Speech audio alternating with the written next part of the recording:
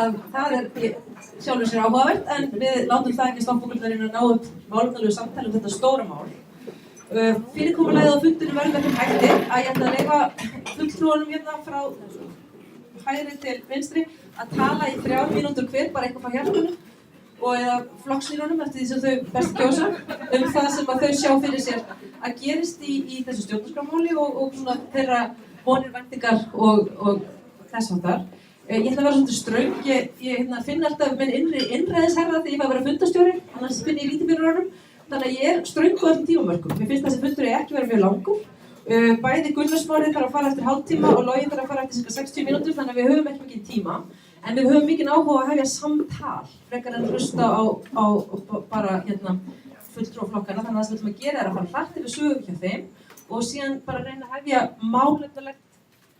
málefnalegt samtal milli fundargesta og flokksfulltrúanna. Og ég hef mikinn áhuga á því að við séum þessi breyting sem við erum alltaf að biðja og þess vegna séum við að virða hvort annað og ekki grilla hvort annað þó það getur verið freistandi, en við ætlum ekki að gera það, heldur ætlum við að reyna að finna lausnir og finna leiðir, því það er bara hollara og skemmtilegra. Það er happy hour í tilefni fundarins, þannig að endilega setja inn á áhyggjusmál. Og ég ætla ekki að gera þetta lengra að sinni hjá mér, ég ætla bara að finna tæmerinn og símanum, en bara rétt í blá lokin þá er það þannig að við höldum alltaf áfram, við sem við trúum því að þessi stjórnarskrá skiptir svo miklu máli fyrir landið okkar og einhvern veginn þetta kannski bara hluti af henni stóru sjálfstæðisbaráttu Íslendingar, vorum við Birgitta að ræða þetta, þannig að við einhvern veginn bara biðjum það að þessum bolta sé haldið áfram á lofti og þökkum fyrir það að fólk sé komið hingað til að tala við okkur þetta stóra mál. Og þá byrjum við á þér, Valdi, þú hefur núna 3 mínútur að tala um málið og svo förum við hratt á milli og ekki trufla þá meðan þeir að tala það sem þau vilja tala Svo getum við talað öll saman eftir. Það er samþykkt. Takk.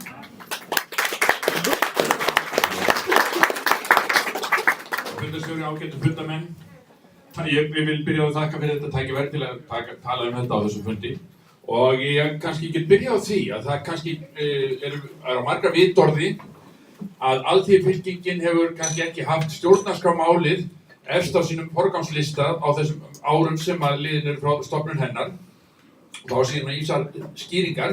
Við litum að vissu leyti á þetta sem svona dálitla smjörklípu þegar að ríkisstjórn vinstri flokkana var í raun og veru að kannski að brjóta þessa stjórnarskrá annað hvern dag var í raun og veru að valta yfir íslenska alþýðu og lét hana þá ræðum stjórnarskrármálið að meðan en við litum svo á að það væri hægt að berjast fyrir ýmsum pólitískum markmiðum innan ríkjandi stjórnarskrár.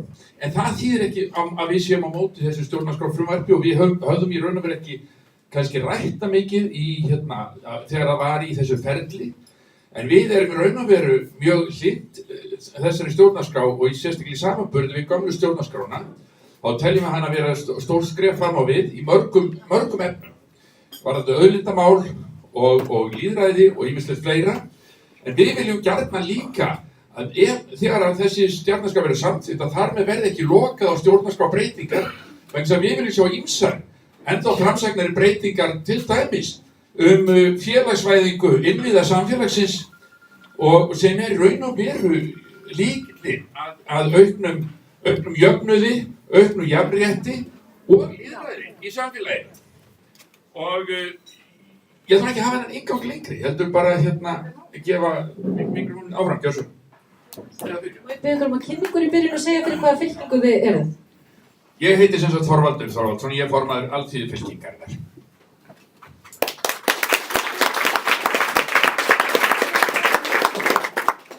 Ég heiti Gunnar Smári Eiríksson og kem frá Sjálfstæðisflokknum. Við höfum alltaf fund og eftir klukkan 5 sem er tekin ákvörðun kosningaförðin í framboð, þannig að það er rétt að þeir sem sitja hér munu bjóða fram í öllum kjördæmum. Það kemur í ljós klukkan 5 og ég hvet að Sjálfstæðisflokkur að mæta þar, það er útflutningskerfi. Ef ég á að draga svona fram það sem ég met afstöðu félaga í Sjálfstæðisflokknum, þá er hún sú að þjóðin hafi raunverulega ákveðið þessa stjórnarskrá þar sem við komum fram yfir það að fara að tala efnisatriði hennar. Ef við viljum breyta stjórnarskránni þá verðum við að samþykkja þessa stjórnarskrá fyrst og halda svo áfram að breyta stjórnarskránni ef við viljum laga hann eitthvað til. Þetta ástand sem núna í samfélagi að þjóðin hafi raunverulega samþykkt stjórnarskrá en þingið neiti að samþykkja náttúrulega valdarán sem að sumu leyti endurspeglast í þessu máli en jafnframt í því að 90% af þjóðinni vill hafa hér opinbera heilbrigðisþjónustu en fær ekki. 80% af þjóðinni vill að arðurinn af auðlindunum renni til almennings en fær ekki. Og svona getum við talið áfram öll meginmál í íslensku samfélagi. Vandamál í íslensku samfélagi eru viðvarandi valdarán og stjórnarskrármálið ein birtingarmynd þess.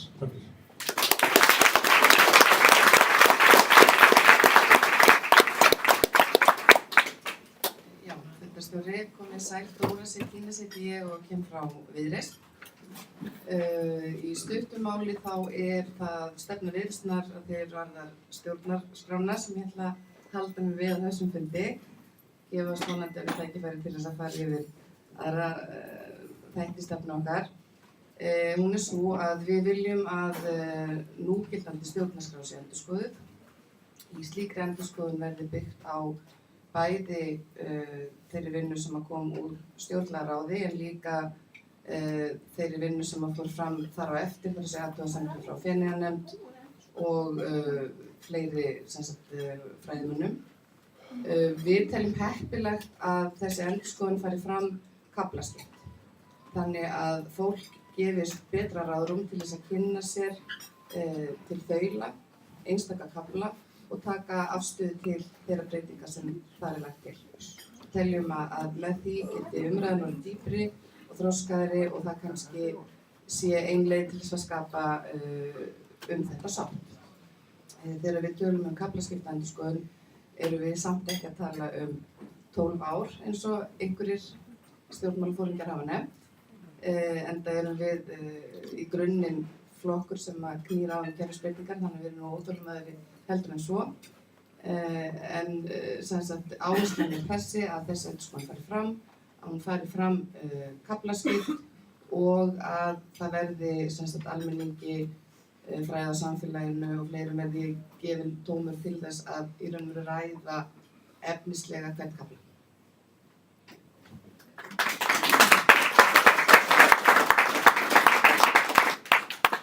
Já, góðan blessaðan daginn. Ég heiti Guðlaug Kristjánsdóttir og ég stjórnarformaður Bjartrar framtíðar. Fyrir þessum fundi allavega hér í viðburðinum liggja 2 spurningar. Hvað vilja flokkarnir gera, samþykkja nýja stjórnarskrá og grundvelli tillagnanna frá stjórnlagaráði eða vilja þeir stinga til og undir stól? Þessari spurningu svörum við viljum samþykkja nýja stjórnarskrá og grundvelli tillagnanna frá stjórnlagaráði. Viljum við taka inn breytingar ákvæði þeirri nýju strax og hægt að breyta miðju kjörtímabili, við erum jákvæðir út í það. Þannig að ég sé búin að svara þessum 2 fljótlega. Frá eigin brjósti langar með að segja að ég man alveg daginn sem að umræðan stjórnarskrá hætti að fjalla stjórnarskrá og fjalla stjórnarskrármálið. Það fannst það slæmur dagur. Því að þegar við förum að tala kalla mál þá dreifast við gjarnan á dreif. Það eru mörg mikilvæg ákvæði sem þarf að skoða þarna inni. Upplýsingagjöf hefur nú aldeilis verið núna upp á síðkastið í brennidepli. Við þurfum að ræða nýtingarheimildir á auðlindum versus eignarétt. Þarna ber mikið í milli aðila. Við í Bjartri framtíð höfum nálgast þetta mál frá því sjónarhorni að ljúka endurskoðun stjórnarskrár í sem mestri sátt og víðtækastri sátt.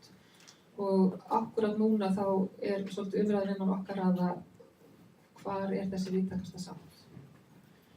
Þetta málefni allra flokka og allra þjóðarinnar en þarf að við náum bara þeirri víðtækustu sátt sem hægt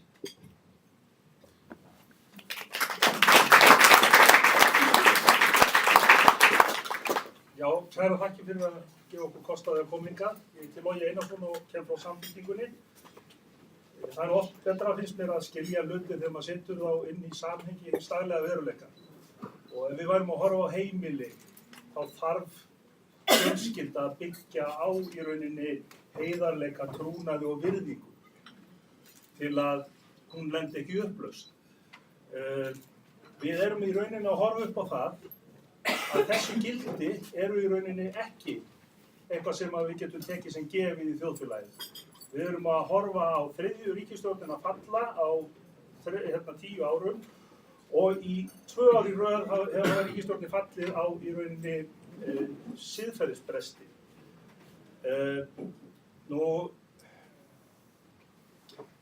Ný stjórnarskrá auðvitað bara nauðsynleg vegna þess að sú gamla byggir í rauninni á veruleika sem að miklu leyti gjörbreyttur og við verðum einhvern veginn ef við ætlum að ná þessu trausti á milli þings og þjóðarinnar, stjórnvalda og þjóðarinnar að byggja á heilsteyptari grunni. Almenn þekking meiri. Tækifæri til beinnar þátttöku miklu ríkari heldur en hún var. Þannig að það í rauninni fáránlegt að taka ekki mið af þeim veruleika. Svo ég tala nú ekki þær breytingar sem að verða á samfélaginu okkar, sem held ég miklu örari og drastískari heldur en menn átta sig almennt á. Við erum í svona veldiskurfu og við þurfum í rauninni að setjast niður og búa okkur til plattform sem að allir geta treyst. Mér finnst ömurlegt að upplifa það að nú skuli vera vélað í lokuðum herbergjum með formönnum það að ekkert verið gert nema allir séu sammála. Þannig hef ég aldrei skilið fulltrúalýðræðið okkar.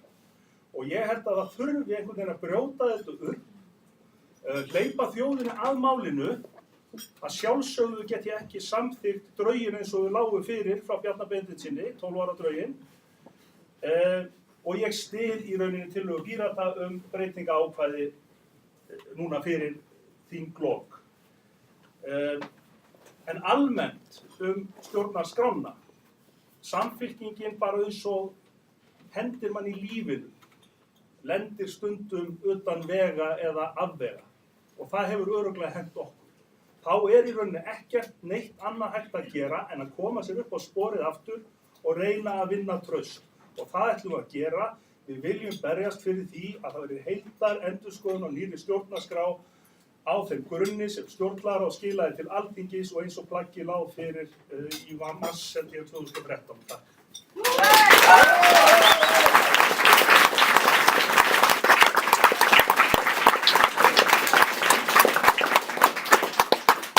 Ég heiti Helgi Hrafn Gunnarsson og frambjóðandi fyrir Pírata. Ég ætla nú bara að byrja á því að lesa upp orðrétt ályktun Pírata þetta mál, þannig að það sé algjörlega á hreinu hvar Píratar standa í málinu eins og stendur. Vinna við frumvarp að nýrri stjórnarskrá Íslands á næsta kjörtímabili skuli byggja á grundvelli tillagna stjórnlagaráðs sem og á því frumvarpi meirihluta stjórnskipunar- og eftirlitsnefndar Alþingis vorið 2013 sem byggði á þeim tillögum. Alþingi skuli alfarið byggja á þeirri stjórnarskrá þjóðarinnar við meðferð frumvarps á þessum grunni. Allar viðbætur eða breytingar á fyrirliggjandi frumvarpi yrðu gerðar í víðtæku samráði við almenning, sérfræðinga og fyrrum meðlimi stjórnlagaráðs til að forðast að slíkar breytingar gangi gegn markmiðum ráðsins og anda tillagnanna.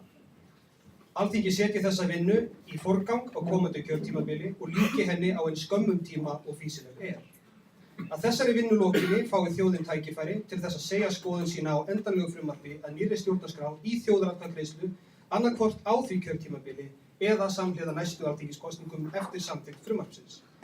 Alþingi skuli fylgja niðurstöðum þessarar þjóðaratkvæðagreiðslu við samþykkt nýrrar stjórnarskrár og eða breytingar á núverandi stjórnarskrá. Mér finnst þetta ekki mjög flókið. Þetta hugmyndir sem að Píratar lögðu fram og samþykktu í sínum eigin röðum og stefna Pírata. Og allt sem ég segi umfram þetta á umræðuvettvangi um það. Þetta það sem stendur, þetta planið, þetta stefnan okkar. Nú, hvað varðar það frumvarp sem núna verið að tala um á Alþingi, þá tók ég eftir því þegar ég var þingmaður að það sem að stendur mest það sem að virðist vaxa mest í augum fyrir þeim öflum sem að á móti miklu breytingum það að þjóðin hafi mikla aðkomu að málum. Og mér finnst ekkert skrítið að sé mikil andstæða við það frumvarp að það sé hægt að breyta stjórnarskrá með þjóðaratkvæðagreiðslu. Ráðandi öfl eru bara almennt mjög hrædd við það að þjóðin fái að segja meira um málum. Bara almennt. Hvað varðar hins vegar áframhaldi, það sem að mér finnst, ég að lesa þetta upp, en sem mér finnst mikilvægt að við tölum meira saman um það, hvernig við ætlum að fara áfram með málið. Ég held ekki að neitt í þessu herbergi hérna sé ósammála að taka upp nýja stjórnarskrá grundvallað á tillögum stjórnlagaráðs. Ég held að það sé ekki hér kannski eina eða tvær sem eru ekki hlynntar því. En mér finnst við þurfa að ljúka samtalinu um það hvernig við ætlum að gera það. Við þurfum að halda því áfram, þurfum að halda því opnu og heiðarlegu og við má aldrei gleyma markmiðinu. Markmiðið er að setja nýja stjórnarskrá, grundvalla á tillögum stjórnlagaráðs, í samræmi við þjóðarviljann eins og hann birtist 2012 eða í þjóðaratkvæðagreiðslu sem komið fram til. Þetta verður stefna Pírata frá upphafi í grundvallaratriðum og ég hef engar áhyggjur af því að hún verði nokkurn tímann á nokkurn annan hátt. Þar til auðvitað ný stjórnarskrá hefur tekið gildi. Takk.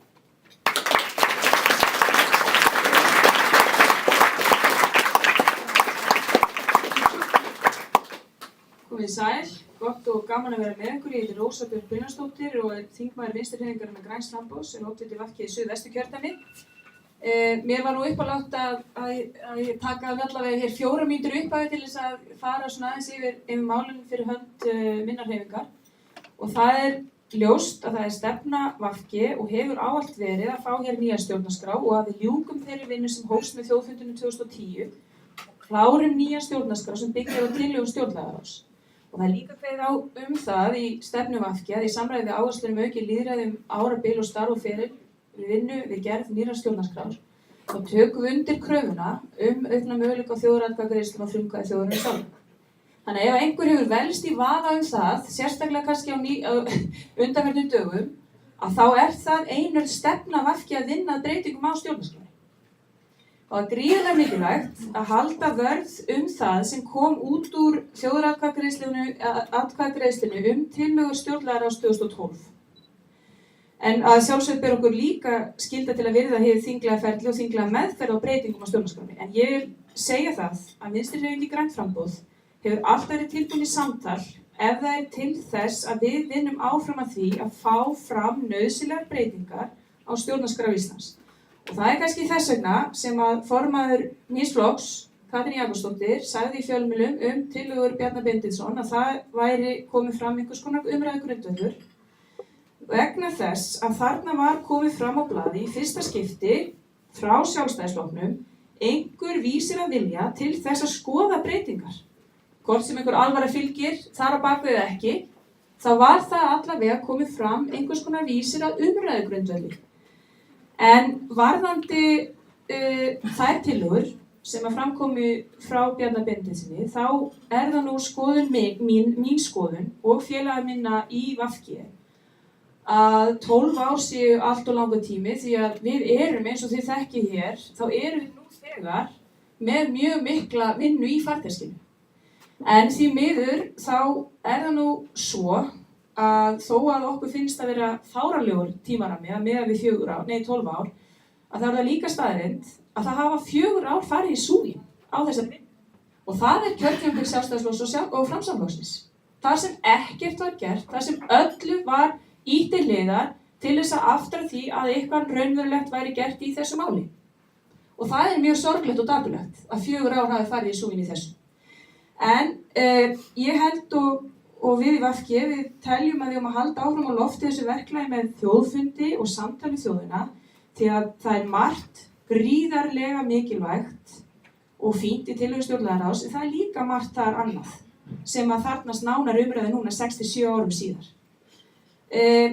frá því að þær tillögur komið fram. Við náðum snertaði taka þá umræðu mjög ítarlega og vel rétt eftir hrunið.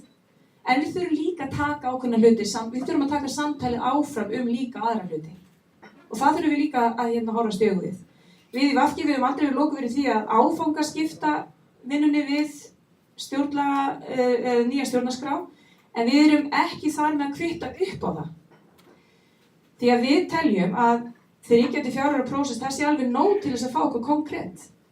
3-4 ár eigi að vera nóg til þess að við séum tilbúið með eitthvað frumvarp sem á þá vera tilbúið í lok næsta kjörtímabils. Og svo er það nú bara svo, kæru vinir og félagar og fundagestir, að það er í höndum kjósenda hvort að hér verði gerða breytingar á stjórnarskránni eða ekki. Og það er þannig að það fer eftir því hversu mikinn stuðning kjósendur gefa okkur þessum flokkum sem vilja raunverulega fara í breytingar á stjórnarskránni eftir kosningar sem framfara núna í lok október.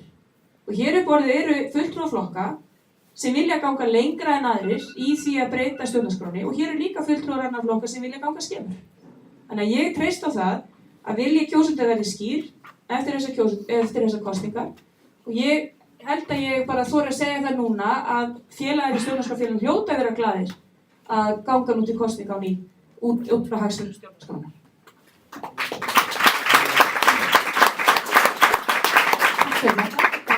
Mjög hnill með því hjá okkur, ég hrósa ykkur fyrir það. Sko, það sem kannski ég held að vera skynsamlegt að gera næst er að því það var að vera að viðra þessa tillögu Pírata breytinga ákvæði. Ég held að vera skynsamlegt að þeir flokkar sem eru með fulltrúa hérna sem eru á þinginu og þegar myndu bara gefa okkur svona 1-2 setningar um það hvort það sé ykkur lína hjá þeirra flokk og hver hún þá sé varandi þá tillögu. Því það er kannski eitt af því fáa sem er raunhæft að gerast eitthvað í fyrir kosningar í málinu. Þannig að við byrjum bara aftur hérna á Viðreisn. Okkar ástæða er svo að ef við náum samkomulagi verkferli sem mér heyrist og sem allir séu nokkuð samstiga að þá sjáum við ekkert í til fyrstu að skoða það. Já, ég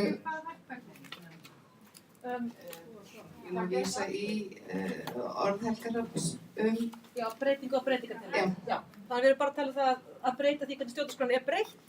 Þannig að hægt sé kannski að næsta kjörtímabil að breyta henni með þingi og þjóð í staðinn fyrir þingi og þingi. Ok? Já,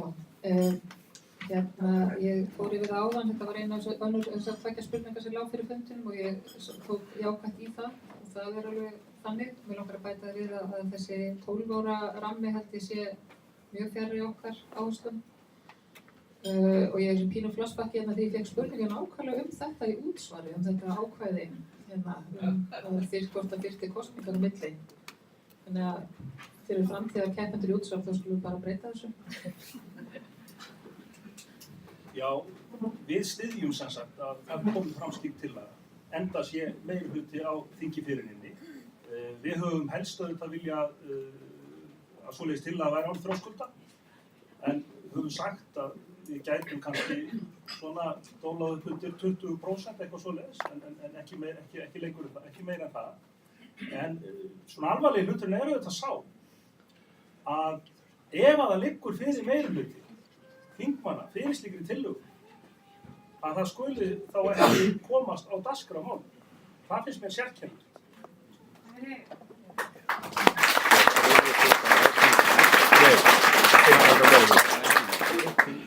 Já, ég meina, stóra baráttan síðustu árin hefur bara verið hvernig ætlum við að halda áfram með þetta mál. Þetta frumvarp Pírata er tilraun til þess að halda áfram með málið. Þannig að sé þetta vinna því á næsta kjörtímabili og fá þjóðarvinna til þess að breyta þessari stjórnarskrá, til þess að komast aðeins út úr þessu sem hefur verið síðustu ára, þessu humma fram og tilbaka og hliðra til og guðum að þetta hvað. Og það er veru lítið meira við það að bæta bara, þetta mál þarf að komast aftur til þjóðarinnar. Það er eina leiðin til þess að koma þess áfram að mínu mati. Og það er viss, ég meina þetta er þingmál, þetta er þannig að það þarf að fara gegnum þingi. Þannig að ef við ætlum ekki að hafa þetta þannig að tvö þing fyrir og eftir kosningar samþykki nýja stjórnarskrá, það þarf að vera ákvæði í stjórnarskrá til þess að þjóðin geti tekið ákvörðun þetta. Þannig að við þurfum svona ákvörðun, það er ekki spurning. Við leggjum fram núna til þess að halda máluna áfram. Og ég fagna því að þessi stuðningur við það.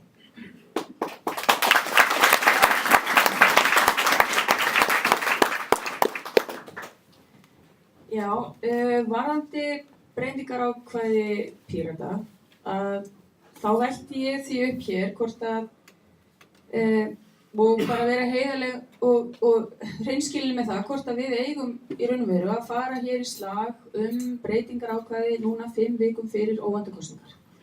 Ég vil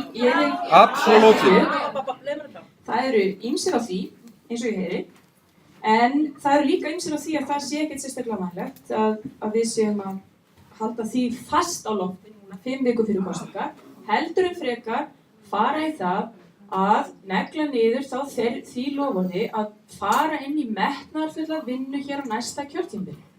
Ég myndi telja það væri vænlegt fyrir feril málsins heldur en að við værum að negla okkur niður í einhverju breytingarákvæði sem að sumir telja kannski ekkert endilega þjóna þessu auðlindaákvæði sem að við viljum halda inni. Ég bara vil vera hreinskilin heiðarleg hérna á þessu fundi með það.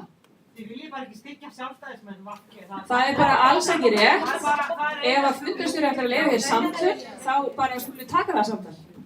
Fundarstjóri ætlaði ekki að leyfa þetta að sinni, en fundarstjóri er eins og mikil gleði að tilkynna það að nú hefst samtalið. Þannig að ef sé einhverjar spurningar, þá óska ég bara tvenns að það séu stuttar í sísta 200 á lofti, betur fyrir ekki nöfnin. Ég óska þess að fólk standi upp og tala hátt og skýrt því en ekki að koma þessum mikrofón til allra. Og ég óska til því að fólk sé ekki í einhverju grimmri gremju, heldur segi það sem vil segja með málefnalegum hætti. Takk. Það er Helga var fyrst, svo Ragnar og svo... Nei, ég skal hvorki vera grimm né gröm. Við langar bara aðeins að spyrja, við erum með 63 þingmenn. Af hverju á Bjarni Benediktsson að ráða því hvað er rætt?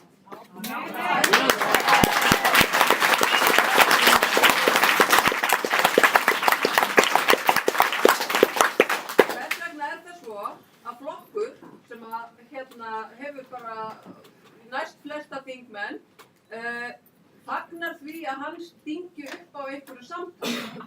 Hvers vegna er það þannig þegar það virðist vera meirihluti á þingi til þess að taka þetta samtal? Af hverju hann að stjórna þessu? Takk. Takk fyrir þetta. Ef þetta er innlegg þá það er góðið, en ef þið viljið beina spurningu að einhverju þá verður það að segja hver það er. Ok, það er þetta Rósa Björk fyrir Vafki. Já, þú ert að spyrja... Já, Vafki fagnar því að hann var að stinga upp.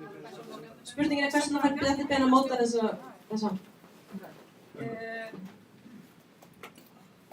Hvers vegna á Bjarni Benediktsson að stjórna þessar umræðu? Er þessi spurningu beint til mín? Þingmann Vinstri-hreyfingarinnar Græns framboðs. Bjarni Benediktsson á ekki... Svo ég segi hver spurningin var.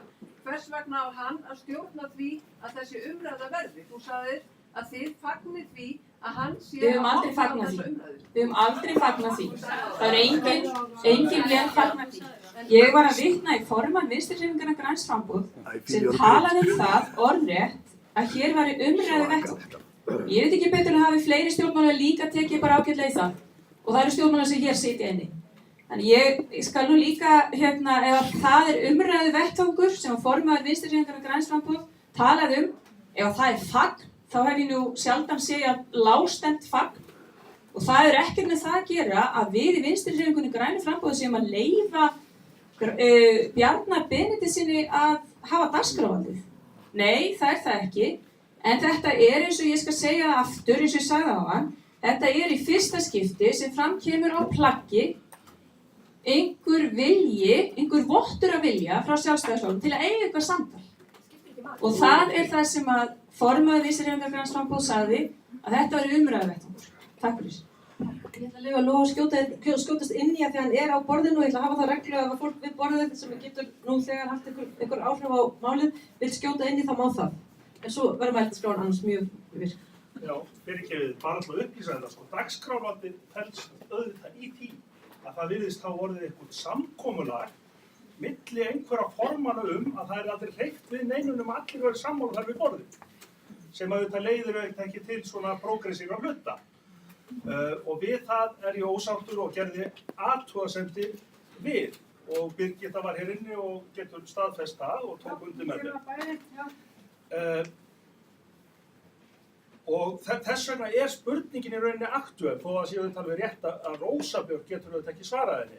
En þetta virðist hafa verið einhver svona vinnuregla og það er auðvitað margt sem kemur manni mjög óvart að inni. Nú er ég gjörsamlega svona, nánast nýr. Og bara allt í lagi að sitja það í samhengi við það að þegar við vorum í 5 flokka viðræðum jólin. Þá er henni stranda, það er kannski ekki endilega á málum, það er stranda ekki á því að menn geti ekki unni handavinnun og líta þetta saman. Hún strandar á því að það er tortryggni milli manna út af því að fólk lítur mismunandi út, talar öðruvísi og það eru svona hlutir sem eru þarna á ferðinni. Og verst er svo þegar að einhvern veginn reynir á kannski að sameiginlegu öfl eða öfl sem hafa sömu skoðun taki þá valdið, af því að Bjarni hefur nú heldur betur gert það þegar hann hefur haft meirihluta, að þá semjum við okkur niður á einhvern plan sem að situr allt í frost og fasta. Takk.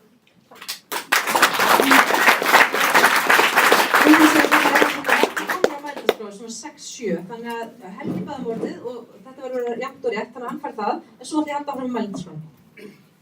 Ég vil bara nefna það að á síðasta kjörtímabili þá var svokölluð stjórnarskrárnefnd til síðari stundum kölluð að störfum. Hún hún var verulega gagnrýnd og það var mjög erfitt eðlilega að ræða tillögunum sem komu þaðan vegna þess að það var lokuð nefnd sem var nú lokuðum fundum án þess að almenningur gæti tekið þátt í samtalinu. Og sko, núna finnst mér svolítið að sama vera að gerast að það eru einhver samtöl, einhvers fólk sem að einhver sagði frá, en hvar eru skjölin sem almenningur sjálfur getur tekið þátt í að lesa? Hvar er vettvangurinn sem almenningur sjálfur getur tekið þátt í samtalinu? Þetta er lykilatriði í því að halda málinu áfram. Þetta er lykilatriði. Það er það að allt ferlið sé opið frá A til Ö og það sé samtal almennings, ekki formanna inn í okkur lokuðum fundum eða nefndum þingflokka eða eitthvað slíkt. Það er eina leiðin fram á við og ég bendi bara á síðasta kjörtímabil sem mjög mikla lexíu þá staðinn.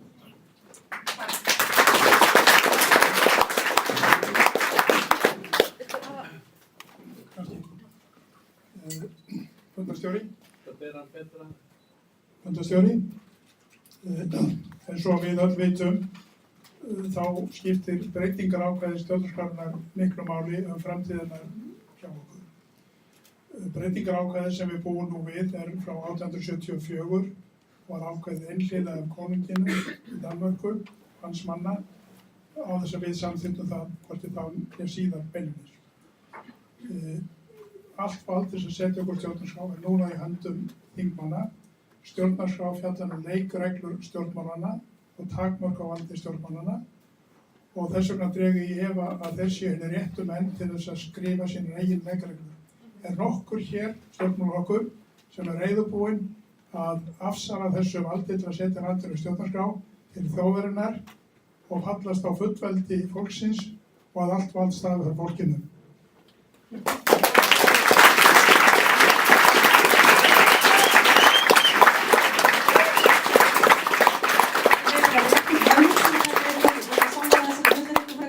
Kannski við förum að svara öll einhverjum nafnlökum? Verða svara, sorry, Já, vilja öll svara?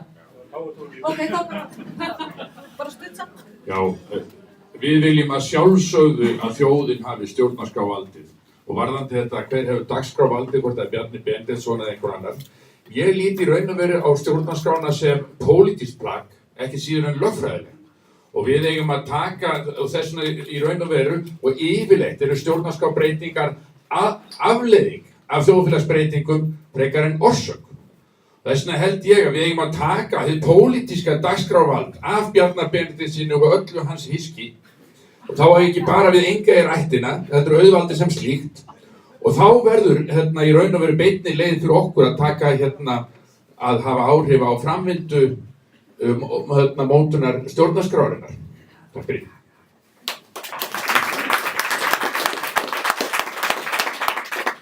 Stefna sósíalista er ótrúlega stutt eins og í dag, hún er til endurskoðunar, en ég held að þetta komi meðal annars fram þar, það er bara að flytja völdi til fólksins, það fjalla sósíalismi, að færa völdin til fólksins.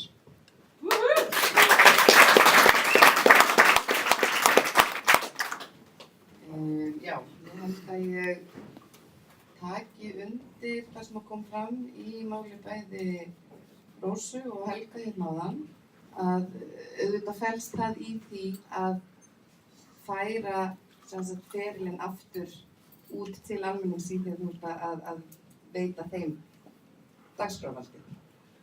Og að samaskapi er það náttúrulega almenningur sem maður kýs, hvort sem maður kýs það í gegnum fulltrúa sína eða í þjóðaratkvæði. Þannig að mér finnst það nú líka alveg beint við að valdið að lokum er hjá almenningi og almenningur hefur meira að segja eftir 5 vikur tækifæri til þess að beita þér. Já, takk. Ég ætla að lesa hérna eitt af gildum Bjartrar framtíðar sem er traust. Við treystum fólki, við aðhyllumst róttækt traust, þess vegna erum við lýðræðissamfélag. Þetta er grundvöllur í okkar starfi og það sannaði sig núna á dögunum að þegar það er ekki traust, það er ekki starf. Mér langar líka að leggja það inn í umræðuna aðeins varðandi áframhalda á þessu hérna áðan varðandi að gera breytingu núna til þess að þjóðin komist að í þjóðaratkvæðagreiðslu og breytingaferli getur orðið snarpara að í mínum huga þá er sko ef við ætlum að hafa meira af því sama þá fáum við meira af því sama. Það er ekki hægt að beita endalaust sömu meðalunum og ætlast til þess að fá nýja niðurstöðu. Þannig að þar kemur inn annað gildi Bjartar framtíðar sem hugrekki að útraust þetta tvennt. Við erum okkur hefur verið strítt undanfari fyrir að hafa látið eitthvað fólk á internetinu kjósa stjórnarslit. Það sýnir svona kannski okkar traust á því að grasrót fái að svara. Já, þjóðin á að hafa stjórnarskrárvaldið og meira vald hún hefur í dag og til þess liggja auðvitað bæði þessi rök sem þú nefndir. En einnig bara sá veruleiki sem við lifum í dag með almennri þekkingu, allt öðrum félagslegum strúktúr heldur var og auðvitað raunverulega möguleikum á miklu beinna lýðræði heldur við höfum nokkuð tíma náðu búið við.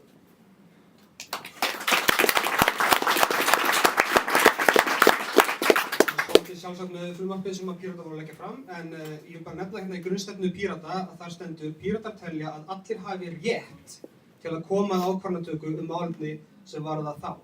Og athugum að ferlið upprunalega var þannig að þetta ætti að vera ráðgefandi þing sem fengi síðan þinglega meðferð. Það sem lykilatriði til þess að komast áfram á mínu mati er að finna leið og ég tel að hún sé möguleg og laganörd, ég veit bara hvaða laganörd sem hérna í samtalið það. Ég held að sé til leið til þess að búa til lagalega bindandi þjóðaratkvæðagreiðsla út frá núgildandi stjórnarskrá. Tala ekki ef frumvarp Pírata verður samþykkt, en þetta er sjálfsagt í okkar augum, þetta er það, ég veist ekkert þurfa að ræða þetta raun og veru að sjálfsögðu á þjóðin að fá að setja sína stjórnarskrá. Við erum að fara úr stjórnarskrá sem byggir á konunglegri arfleifð yfir í stjórnarskrá sem byggir á lýðveldis hugsjóninni. Og þá segir þetta sig sjálft að mínu mati.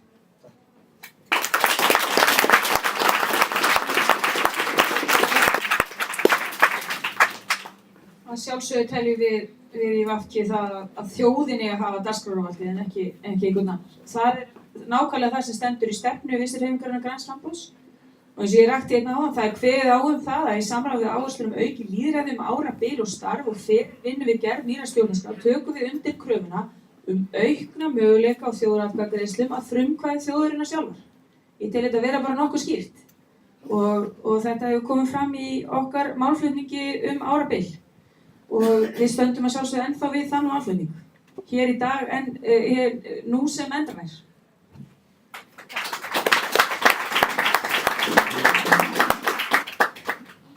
Já, sæl og blessuð, ég heiti Sara Elísa Þórðardóttir Óskarsson, ég varaþingmaður Pírata. Ég vil þakka fyrir fundinn hérna í dag og fyrir að það sé komið svona mikil orka aftur í þessar samræður. Það er rosalega mikilvægt að fá þessa dýnamík aftur í þetta samtal. Helga Vala, hún sagði raunverulega nákvæmlega orðrétt það sem ég ætla að segja. Ég hef ekkert miklu við það að bæta, nema það að ég vil bara skerpa á því að við munum það að við þurfum ekkert á því að halda að risaeðlur sem eru núna ef til vill kannski að hrökkva í gang með einhvers konar 12 ára hugsjón sem að passa engan veginn við þá vinnu og þá vegferð sem að við erum komin á. Það bara skiptir ekki máli. Það skiptir ekki máli hvað Bjarna Benediktssyni finnst þetta. Það skiptir ekki máli hvað Sjálfstæðisflokknum finnst. Við erum fleiri inn á þingi og miklu fleiri utan þings. Hann er forsætisráðherra sem stendur vægast sagt á brauðfótum þessa dagana og eins og ég segi, valdið er okkar, við höfum tækifæri núna til þess að nota það og enn og aftur, höldum áfram, gefumst ekkert upp.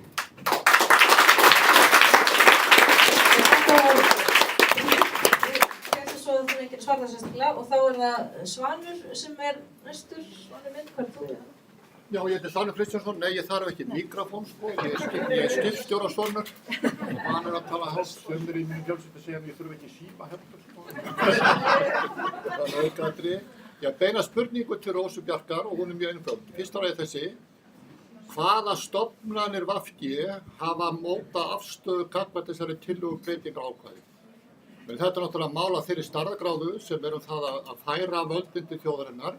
Ég tel það sko að það sé skýrt að hljóta einhverja stofnanir VG hafa tekið til formlegra afgreiðslu og hvernig vildi ekki vera svo væn að lesa fyrir okkur þessa formlegu afstöðu þannig að það sé alveg skýrt hvaða afstöðu VG tekur til þessar tillögu.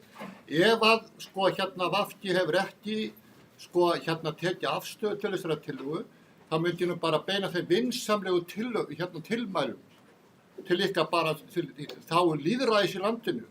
Það sé ekki hér menn, ykkur forystumenn VG, ykkur aðrir, möndla þetta þjóðhagsmunamál, sko án þess að hafa neitt umboð frá sínum flokksmönnum. Takk fyrir.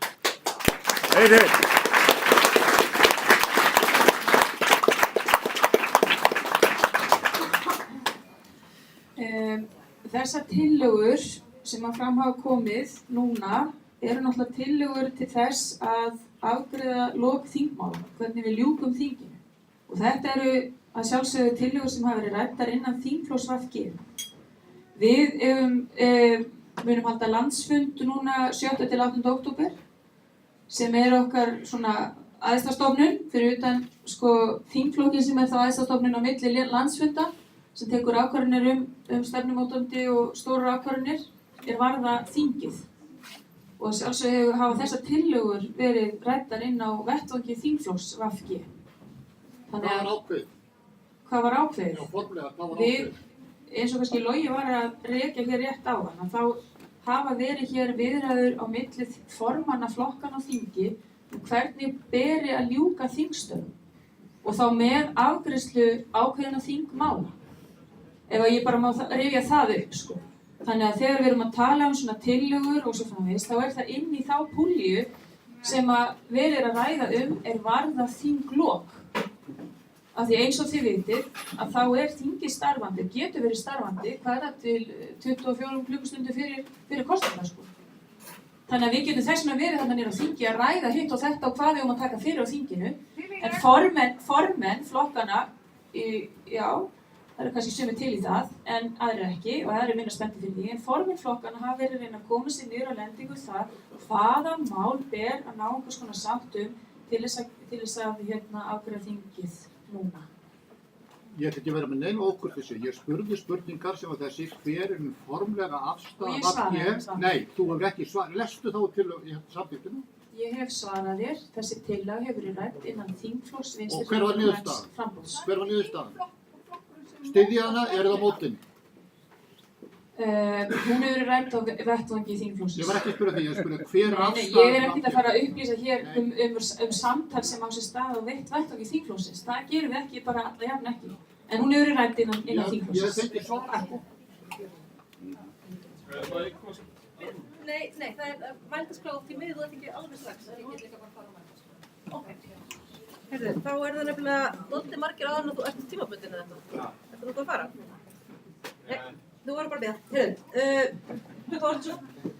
Já, takk, hæ. Ég heiti Þórhildur Sunna, ég þingmaður Pírata. Mér er svona pínu leiðilegt en mér langar að spyrja Rósu Björk hvað hún á við þegar hún segir að þjóðaratkvæðagreiðsla stjórnarskrá muni hafa áhrif á auðlindaákvæði.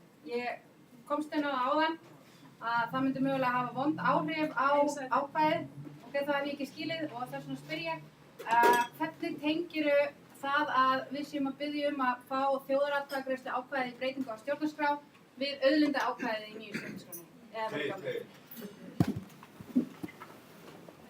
Ég sagði ekki að þjóðaratkvæðagreiðsla myndi hafa vond áhrif á auðlindaákvæði, það sagði ég ekki. En varðandi þetta breytingartillögu Pírata að þá það ljóst að hún byggir efnislega á frumvarpi Valgerðar Bjarnadóttur og Álfheiðar Ingadóttur sem hefur verið mælt fyrir inn á þingi áður. En ég velti fyrir mig líka hvað við gerum með umhverfi og auðlindir, ákvæði sem eiga að vera þau allra mikilvægustu til að ná í gegn þegar kemur að breytingum á stjórnarskráni. Hvernig, varðandi þetta breytingarákvæði, erum við að fara rétta leið með því að fara í gegnum þetta tillögur að breytingarákvæði núna, eða erum við að fara rétta leið með því að gera annað.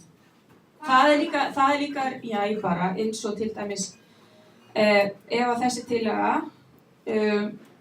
gengur fram að þá eru þau ákvæði umhverfi og auðlindir að þá eru þau að fara þangað sem að stjórnarráð setti þau að mjög vandlega athuguðu máli og það er í mannréttindakafla. Það er ekki rétt hjá mér. Ég skil ekki hérna tenginguna, því að ef við fáum breytingar ákvæði, þá getum við breytt öllum þessum ákvæðum á næsta kjörtímabili. Ef við fáum það ekki, þá þurfum við að kjósa enn einu sinni upp á nýtt til nýtt þings. Það er það sem ég skil ekki. Það er bara áherslu í það, hvort þetta þýðir það nákvæmlega. Þannig að við höfum talað um allavega, þá erum við að velta fyrir okkur hvort að þetta sé hinn rétta leið til þess að halda vörðum ákvæðir varða auðlindir og náttúru. Það er það sem við höfum verið að velta fyrir okkur. En ég vil bara árétta það, af því að ég er mikið spurð, að það er einlægur vilji okkar í VG til þess að breyta stjórnarskrá. Ég bara þarf kannski að taka það fram enn og aftur, heyrist mér. Bara langar að taka það fram. Já, við munum sýna það í verki hér eftir kosningar, trúi mér. Eftir kosningar. Jæja, ég ætla að segja ykkur, við erum Dóra sem týnist fyrir hann við að fá að bregðast aðeins við þessu nýjasta dæmi. Svo ætla ég að segja ykkur hverjir á mælendaskrá, svo þið séð ekki óþreyfuð. Eftir að hún hefur lokið máli sínu, þá er það Halldór Elías, svo er það Álfur, svo er það Þorvaldur, Lárus og Bláa Úlpan. Þannig að þetta er leiðin og þetta er röðin, þannig að, já, þú. Það heitir Ari. Já, og Guðlaug er síðan beint á eftir honum vegna þess að hann var búinn að biðja á undan. En ef þú vilt vera núna, þá mátt það líka út af þessum reglum með borða. Við getum heimlist deila sko hvað ákvarðanir eru teknar.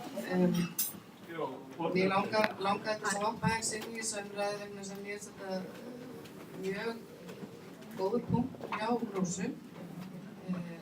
Og það er kannski bara ekki náttúrulega skýr með það, og það er kannski hugmyndin sem allan að ég hef velt fyrir mér með áfangaskiptingu eða kaflaskiptingu eða hvernig sem að útfærum það, að þú fáir svolítið að taka afstöðu til einstakra mála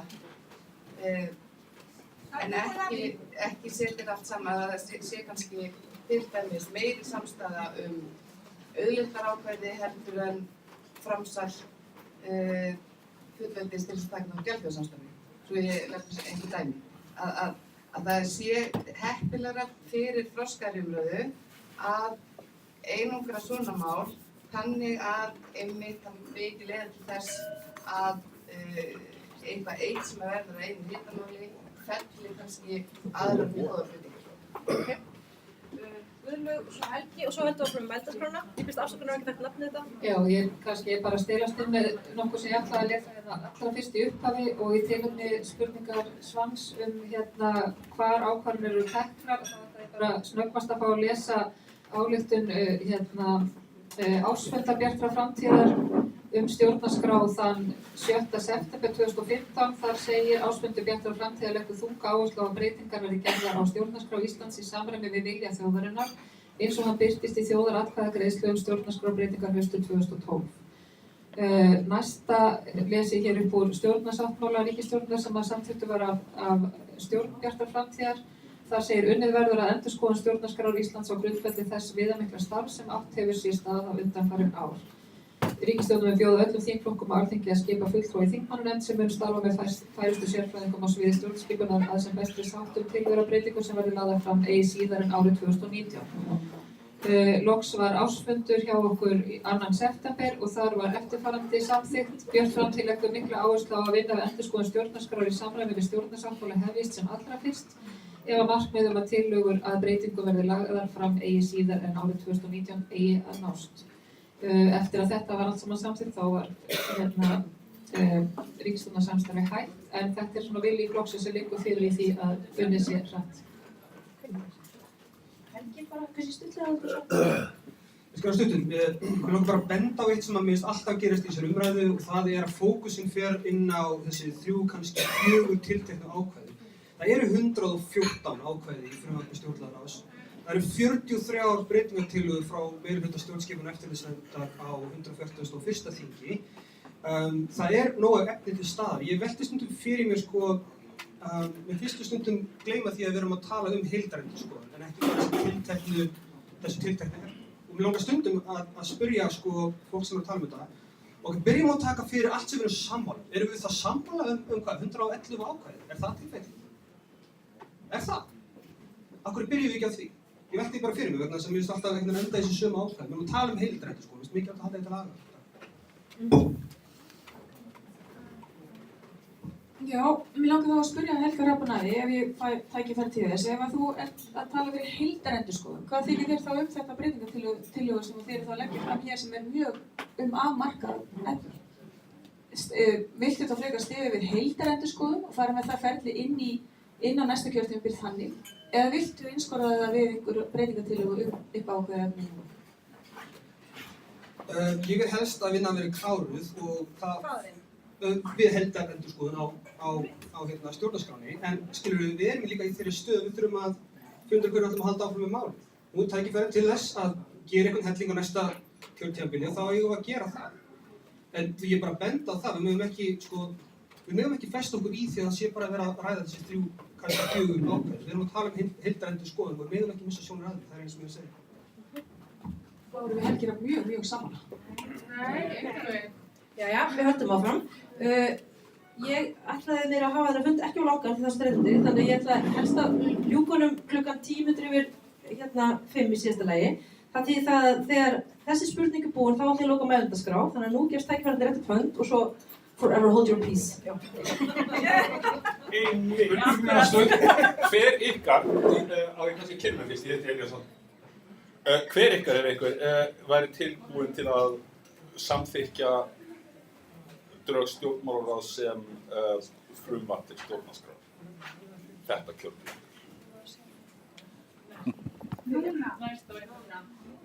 Núna?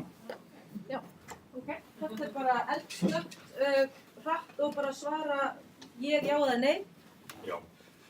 Ég tek fram að þingflokkur Alþýðufylkingar hefur ekki ályktað það mál, en við myndum styðja.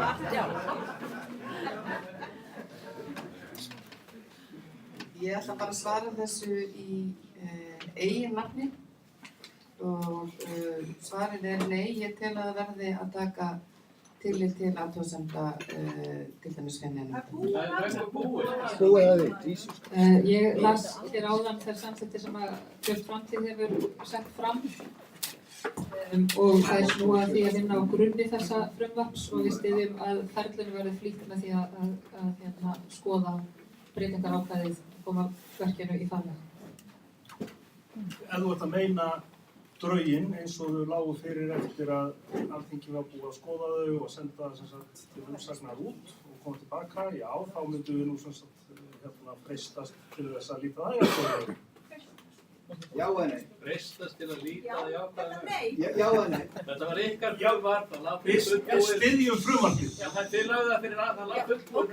Við styðjum fyrir frumvarpið og svo í svariði bara skýra.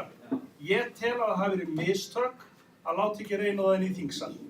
Það var það sem ég var í á.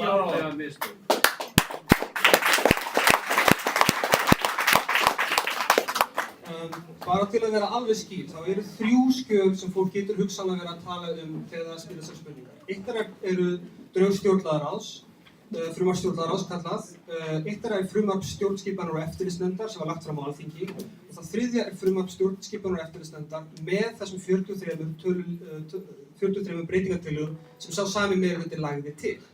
Til að svara spurningunni, ef fram kæmi það frumvarp stjórnskipanar og eftirlitsnefndar sem væri með þessum 43 breytingartillögum innfelldum, þá myndi ég greiða atkvæði með því frumvarpi. Á þessu þingi sem voru.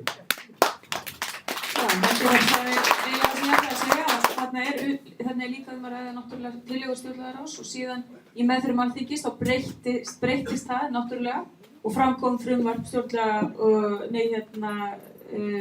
eftirlitsnefndar sem að við í Vinstri grænum þá sem og nú stundum og munum styðja áfram. Já.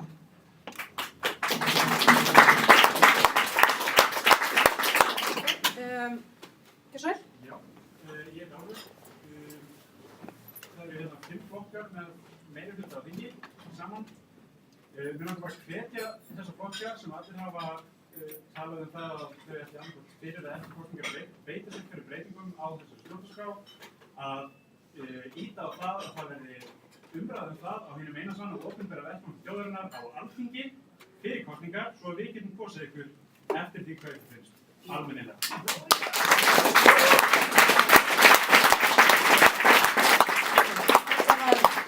Þannig að næstur er Þorvaldur. Já, ég heiti Þorvaldur Gylfason.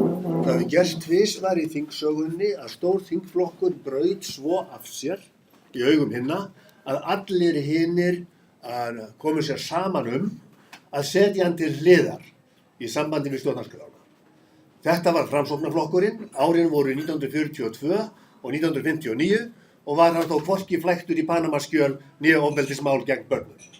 Svo ég beini máli mínu sérstaklega til Loga og Helga Hrafns. Hvers vegna eru þið ekki löngu búin að setja Sjálfstæðisflokkinn til hliðar í stjórnarskrármálinu eins og hann hefur brotið gróflega af sér í því máli og öðrum?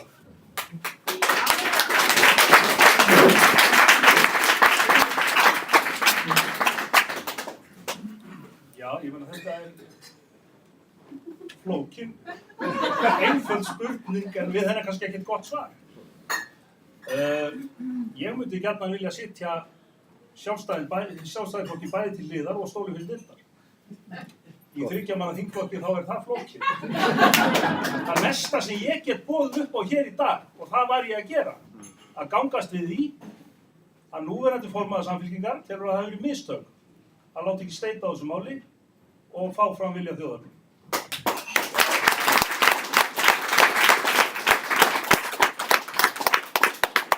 Að byrja formsins vegna að beita 3 manna þingflokksafsökuninni líka.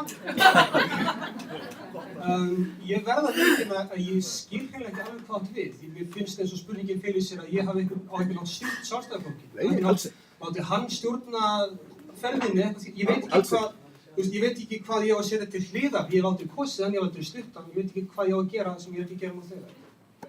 Ég segi bara eins og hvað áttu við með að setja hann til hliðar? Já, það verður smá ansvar og svo verður það fram. Það sem ég er að lýsa eftir að þingflokkar ættu að vera búnir að gera, og ég hef gert það á prenti hvað eftir annað, er að fylgja fordæmi Sjálfstæðisflokksins frá 1942 og aftur 59, að setja höfuðandstæðing Framsóknarflokkinn þá til hliðar, þannig að allir aðrir þingflokkar gætu komið í gegn þeim stjórnarskrárbreytingum sem þurfti þá. Það var kosningaákvæði sem málið snerist það er skýrt fordæmi fyrir þessu og ykkur var ekki að lófa lagið í 5 flokka viðræðunum síðan. Það brast því miður af ástæðum sem eru smám saman að verða ljósar og koma svolítið vandræðilega út fyrir suma. Ég nefni engin nöfn. En þetta er ekki of seint, það er aldrei of seint að breyta rétt.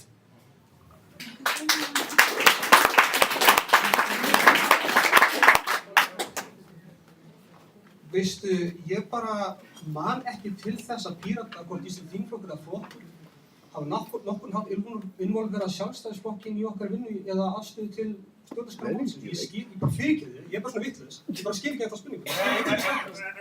Ertu þó ekki að meina að við hefðum tækifæri í vetur til þess að komast til valda? Þið áttu að mynda ríkisstjórn án Sjálfstæðisflokksins án þess að spyrja nálits. Setja hann út í opn.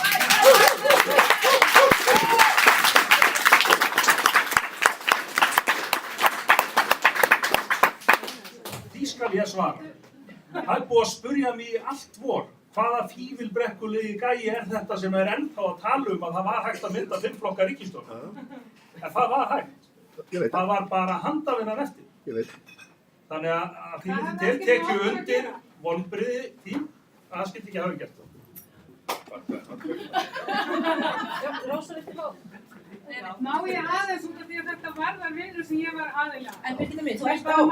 Má ég bara segja, þannig að við höldum okkur inn í rammaskap. Það er ekki Samfylkingin og Píratar sem eru ekki að berjast fyrir breytingarákvæði. Það eru ekki við sem eru ekki skýr. Það er meirihluti fyrir þessu ef að VG getur verið skýr. Hvað VG vil gera. Viljiði eða ekki breytingarákvæði, já eða nei?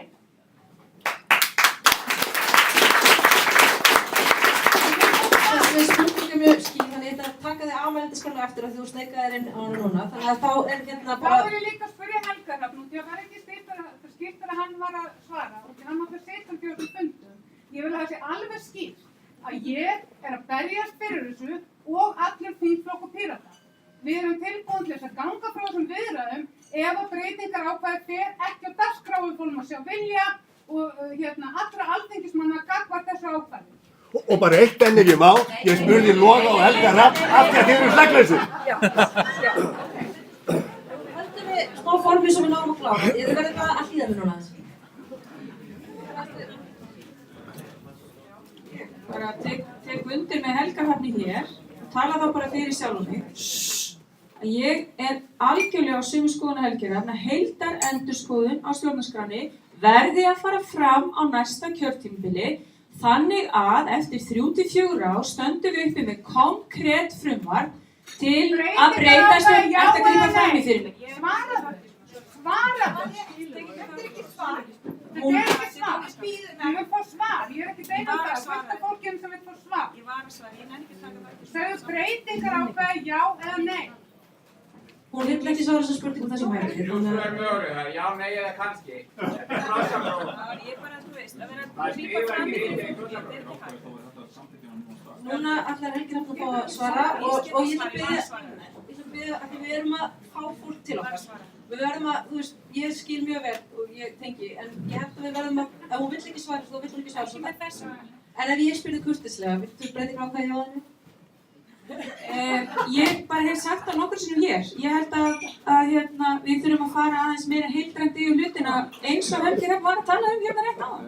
Þannig að það er greinilega ekki alveg einhugur það meðal Pírata hvernig á að afgreiða þetta breytingartillögur.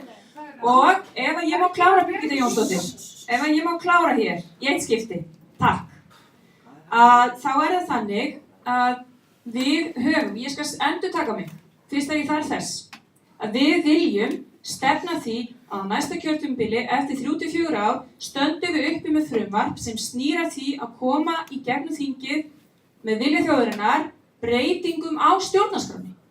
Ég er ekkert viss persónlega að það sé málinu til framdráttar að fara einhvern bútasaum núna undir taugapressu hér 5 vikum fyrir kosningar. Ég persónlega er kannski ekki alveg þar. Ég held að við þurfum að vanda okkur við þetta mál sem mest við viljum. Hvað vill þjóðin nákvæmlega? Hvað vill hún kjósa í þessum kosningum? Vill hún kjósa breytingar á stjórnarskránni? Þá skulum við fá þann vilja þjóðarinnar fram. En ég segi að standa hér í bútasaumi, ég er ekki persónlega viss að það sé málinu til framdráttar kæra fólk. Ég held að við þurfum að hafa meiri metnað fyrir hönd stjórnarskrárinnar en það. Og horfa á þetta heildrænt eins og Helgi Hrafn er að tala um hér ásamt mér. Takk fyrir. Mér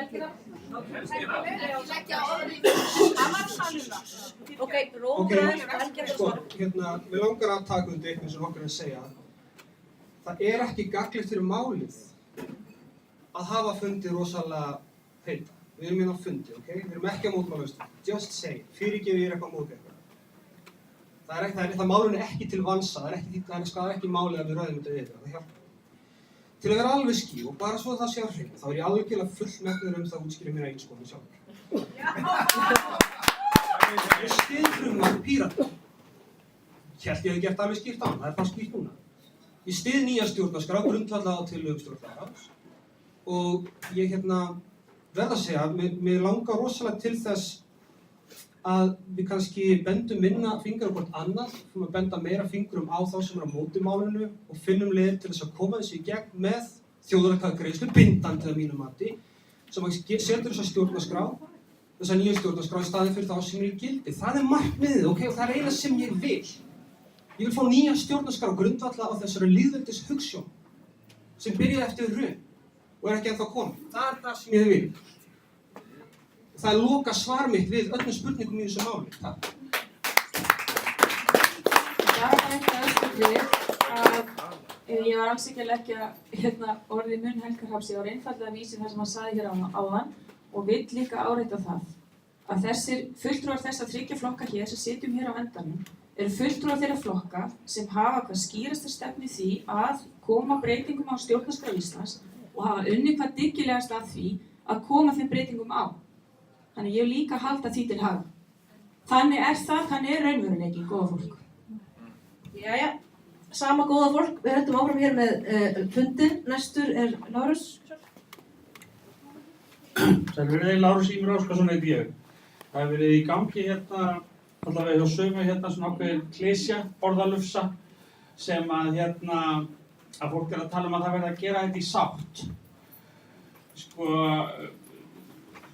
Þetta er slíkt ævintýralegt rugl að það sé hægt að gera svona mál í sátt ef að með því er meint að allir séu voða ánægðir. Stjórnarfulltrúarnir gerðu þetta frumvarp. Það fengi enginn þeirra það frumvarp sem hann vildi.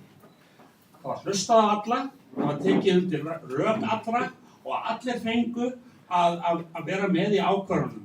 Og þeir vissu að þeir hefðu fengið að rökstyðja sitt mál. Síðan annað að það hefur aldrei nokkuð tíma gerst í veraldarsögunni að stjórnarskrá hafi verið samþykkt í sátt. Nema eins og íslenska stjórnarskráin þar sem það fjallaði ekkert stjórnarskrána. Það fjallaði bara það hvort að Íslendingar vildu verða sjálfstætt ríki eða ekki.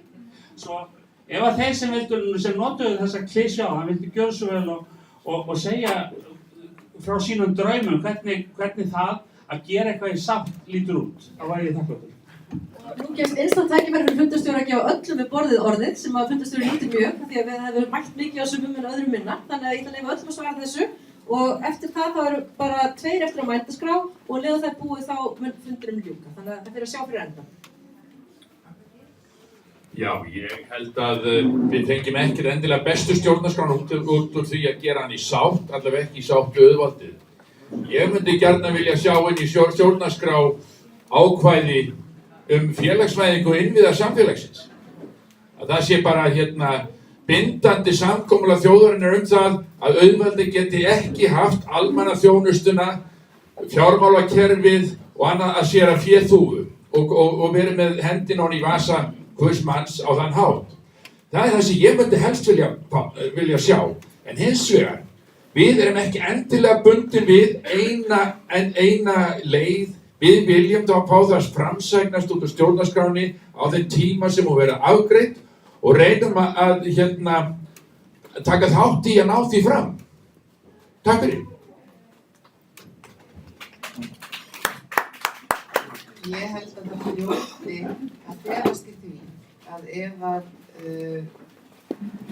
setur þér nýjan samfélagssáttmála þá viljiru sem flesti sem í samfélaginu búa séu sáttur í þann sáttmála. Sem flesti, já. Já, ég held að það hljóti alltaf að vera óskastaða að reyna að ná sátt. Að sjálfsögur næst ekki alltaf sátt allt, en sátt fyrir líka í sér að menn gera málamiðlanir.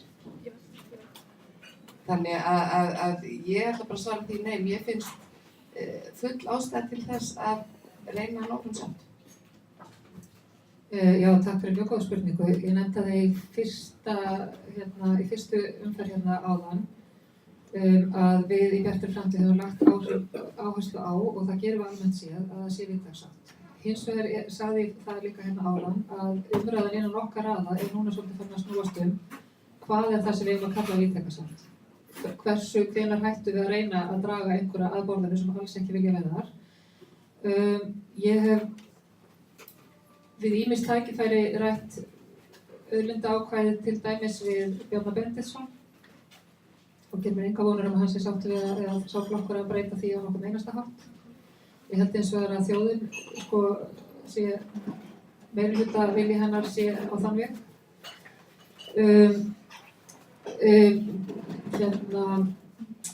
Mér finnst í sjálfu sér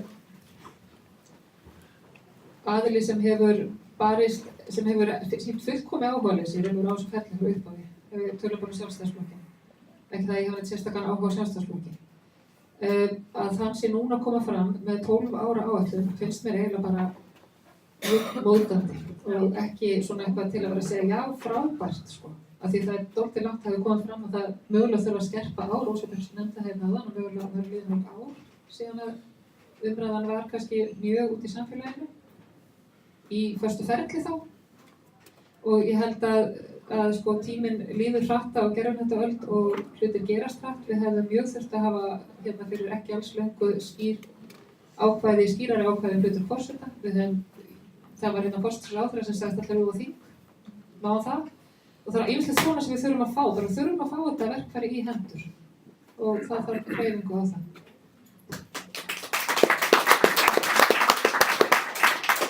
Það er rauninni eitt sem er óstjórnlega í töðunum. Það er þegar listamenn standa fyrir framan verkin sín og byrja að fara eitthvað feril. Því að þegar þú ert að tala um listaverk þá er það eiginlega alveg óhávert. Þá er það þetta niðurstaðan, útkoman. Það getur skipt máli fyrir hann sjálfan samt.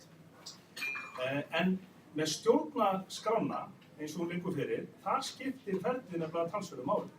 Hvernig að því var staðið, hvernig ólíkt fólk var fengið að borðinu eftir að þjóðin hafði kosið það, settist niður með tómt blað, kom sér saman að því að virtist ágreinings, með ágreiningu þetta en ekki mennum ávaða, sendi síðan plaggið inn á þingið sem að yfirfór það og sendir það svo í lekatékk.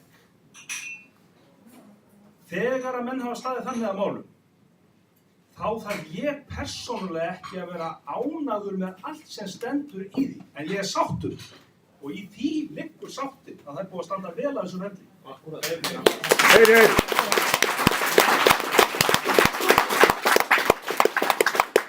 var að byrja að segja það, ég er rosalega ósáttur við eitt ákvæði í nýju stjórnarskránni og það er þjóðkirkjuákvæðið. Ég er óbúslega mikið á móti því, samt hlynntur því að setja þessa nýju stjórnarskrá.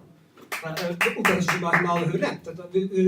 Það er búið að kompromissa, það er búið að finna út úr því hvernig við getum látið þetta ganga, það er búið að setja í þjóðaratkvæðagreiðslu og þegar við tölum sátt, stundum þurfum við kannski að hætta að tala um það hvað það þurfum mikil sátt um þessa nýju stjórn. Hælum aðeins í því hvað er mikil sátt um það sem er gildandi. Hún beið afhroð í kosningum. Gildandi stjórnarskrá lýðveldisins Íslands beið afhroð í þjóðaratkvæðagreiðslu. Pælum aðeins í því. Er sátt um núverandi stjórnarskrá? Ég held ekki. Þannig að auðvitað einhverja súper sátt um þessa nýju stjórnarskrá, hún byggir á því að það sé til stjórnarskrá sem sé nú þegar að það ríki fullkomið sátt um það og það bara er ekki tilfellið. Það er ekki tilfellið.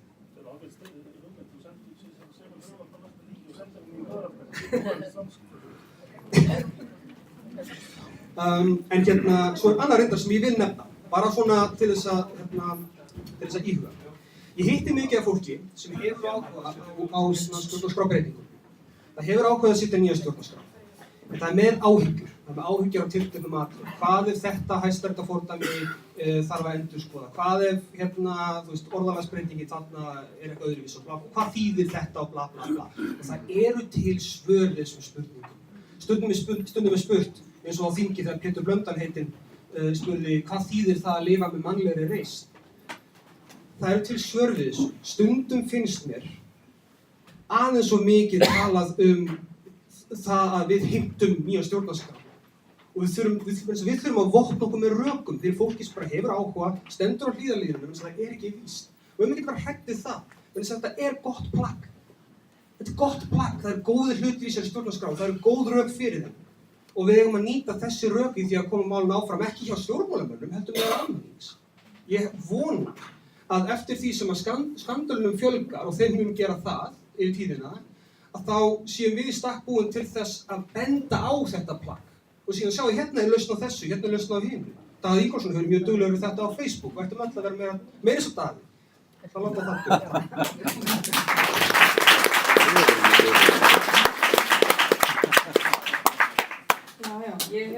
það kann einhverjum kannski að þykja það klisjukennt að tala að ná sátt í málum, en ég bara er þannig þenkjandi og vonandi einhverju fleiri á því máli að ég held að hljóta að vera markmið okkar allra þegar við erum að vinna í pólitík eða vinna áfram að samfélagslega mikilvægum málum að breytingar á stórum málum eins og stjórnarskrá Íslands séu gerðar í sem mestri sátt heldur en að fara með þau mál inn í átakafælu.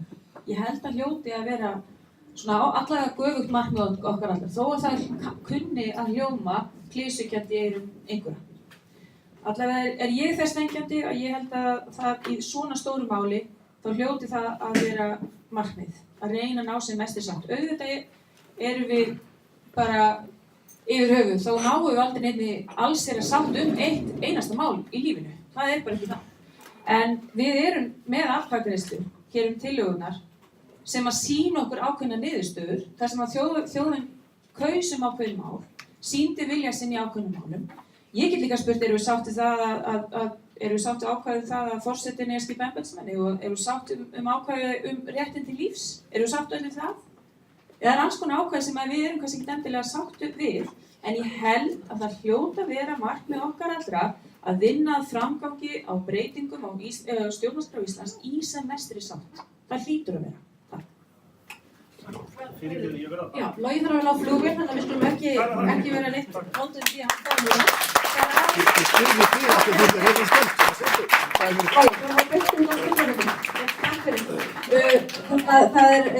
Ari er eftir á mælingskráni og annars hann er lokað, þannig að við bjóðum honum bara. Já, þetta er ein spurning til Helga Hrafs. Ég einu sinni hort brot á þáttaröð á netinu sem hægt að kaupa þar og heitir The Sacred Plant og hún fjallar kannabisefni og lækningarmátt þess og það var til dæmis talað nauðsyn þess að reglugera það eins og mörg önnur lyf hafa verið gerð sem að hafa líka haft mjög alvarlegar aukaverkanir á marga. Við erum ekki komin svolítið langt frá efni fundarins. Þetta getur verið hluti af breytingum svarað. Var ekki miklu hagkvæmara að setja í reglugerð frekar en bara einfaldlega það að löglega það. Það gæti líka til dæmis læknað krabbamein og til dæmis í þáttaröðinni sé eina manneskju sem hafði komist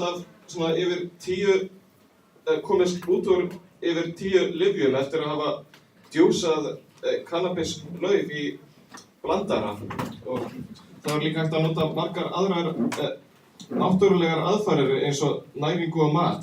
Við hefum líka heyrt það í fleiri þáttaröðum, til dæmis ofnæmis sjúkdóma og skjaldkirtilsjúkdóma og Alzheimer. Mér langar til að biðja Helga Hrafn að taka kannski þessa spurning bara eftir fundin, af því hún varðar ekki akkúrat beint stjórnarskrána, er það í lagi? Þetta getur verið svona hluti af breytingu sem það er að koma á. Ok, þannig að þetta er svona kannski hugvekja þessi mál, takk fyrir hana, fremur en kannski eitthvað beint, en ég... Áherslulega löggjöf kannski frekar heima í reglugerðum heldur en landslögum. Já. Viltu bregðast við þessu stuttlega? Nei, þetta er ekki vettvang. Nei, en hann mun kannski, ef ég mætti biðja þig ekki að þú getur gefið 10 mínútur kannski að ræða það eftir fundin, er það í boði? Já, takk, flott, þá græði þetta þar. Núna er allir búin að fá að tala sem báðum fá að tala innan þessara tímamarka og fólki er búin að svara eins og það gæti svarað, þannig að við erum bara búin að eiga frekar góðan fund. Mér finnst gríðarlega mikilvægt að við höldum þessu samtali áfram, við höldum áfram að blása til funda. Að vissu leyti vildum við setja kosningabaráttuna og hægt var einhverjum tímapunkti hér og nú í dag, vegna þess að þetta er risamál fyrir alla í landinu og við verðum að tala það á hverjum einasta degi fram á kosningum og halda þessu samtali áfram og halda því áfram af hörku. Þannig að ég vil þakka þessu fólki kærlega fyrir því miður, elsku Óli minn, það var ekki innan tíma svo þú barst orðið, en eins og mér langar til að segja já, það verði að segja nei. En getum við klappa fyrir þeim sem kom á fundin okkar?